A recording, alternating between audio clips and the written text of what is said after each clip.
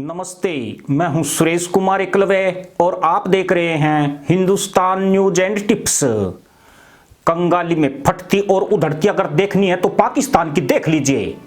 दाने दाने को मोहताज है मुल्क, अब चिकन की बजाय चूहों का गोश्त खाकर पेट भर रहा है। देश के 30% से ज्यादा गोश्त विक्रेता चिकन की आड़ में चूहों का गोश्त बेच रहे हैं। इतना ही नहीं, मदरसा मुल्क के 5 स्टार जैसे होटलों पर चूहे के मांस का इस्तेमाल धड़ल्ले से हो रहा है। कहा जा रहा है कि इस धंधे में मांस विक्रेताओं की बल्ले बल्ले हो रही है। वहीं तैमन छाप जनता को मदीने की रियासत में चूहे पकड़ने का एक रोजगार भी मिल गया है। दरअसल महंगाई और बेरोजगारी से जूझते पाकिस्तान के आर्थिक हालात बेहद बदतर हो चुके हैं। सब्जियों, दालों, मांस और अन्य खनिज पदार्थों के दाम आसमान पर पहुंच गए हैं। चिकन और मटन लोगों की पहुंच से दूर हो चुका है और अंडा 25 से 30 रुपए प्रति पीस बिक रहा है। लोगों की गरीबी का फायदा उठाने के लिए पाकिस्तानी मुल्लाओं ने अब यह नया धंधा चालू किया है। वे चूहे के गोश्त को मटन और चिकन में मिक्स करके सस्ते दामों पर मुहैया करा रहे हैं। यहां तक कि यह मांस होटलों में सप्लाई भी किया जा रहा है। मई महीने में पाकिस्तान के रेलवे स्टेशनों को चूहा मुक्त करने का बड़ा अभियान शुरू किया गया था।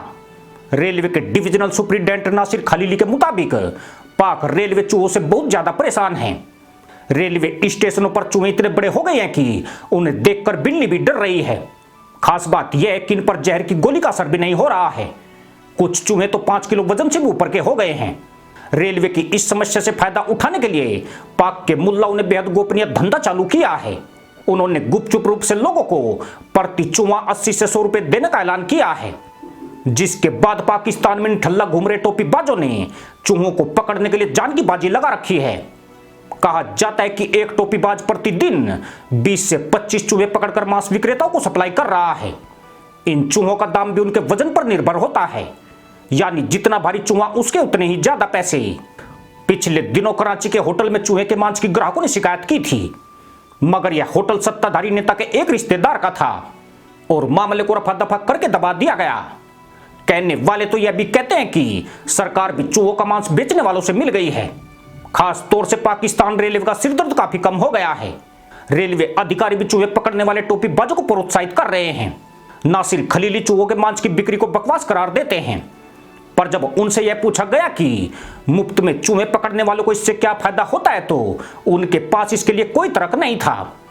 यानी यह मामला यकीनन सही दिशा में जा रहा है और पहले से ही तशरीफ उछालने वाले चूहा गोश्त खाकर चूहों की तरह उछल कूद करने में व्यस्त हो रहे हैं। पाकिस्तान में मटन और चिकन में चूहों के मांस की मिलावट का व्यापार करोड़ों रुपए में पहुंच गया है। यह व्यापार पाकिस्तान के चारों सूबों में धड़ल्ले से चल रहा है। कराची, लाहौर और रावलपिंडी जैसे बड़े शहरों में रोजाना लाखों चूहों को हलाल किया जा रहा है।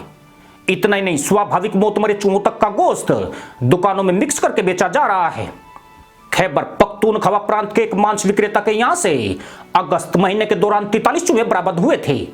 इनमें एक चूहे का वजन तो 4 किलो 70 ग्राम से भी ऊपर था, मगर मांस विक्रेताओं के दबाव के बाद प्रशासन ने यह मामला भी पूरी तरह दबा दिया।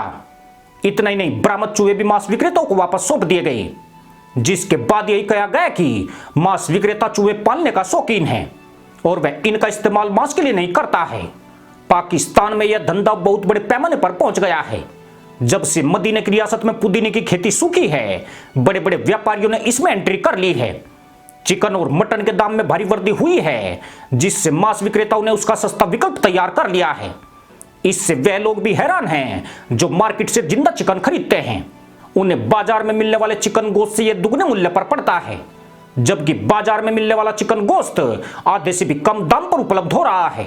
पाकिस्तान में सिर्फ चूहों की जान पर आफत नहीं आई है, बल्कि आवारा कुत्तों को पकड़कर उनके मांस को अन्य मांस में मिलावट करके बेचा जा रहा है। इसमें मजे की बात यही है कि यह मिलावटी मांस मदरसा पैदाइश को ज्यादा स्वादिष्ट लगने लगा है। खास तौर पर चूहे के मांस का टेस्ट मदरसा पैदाइश की जुबान पर चढ़ गया है। इसी के साथ अनुमति दोस्तों, जय जवान, जय किसान, जय हिंद, वंदे मातरम।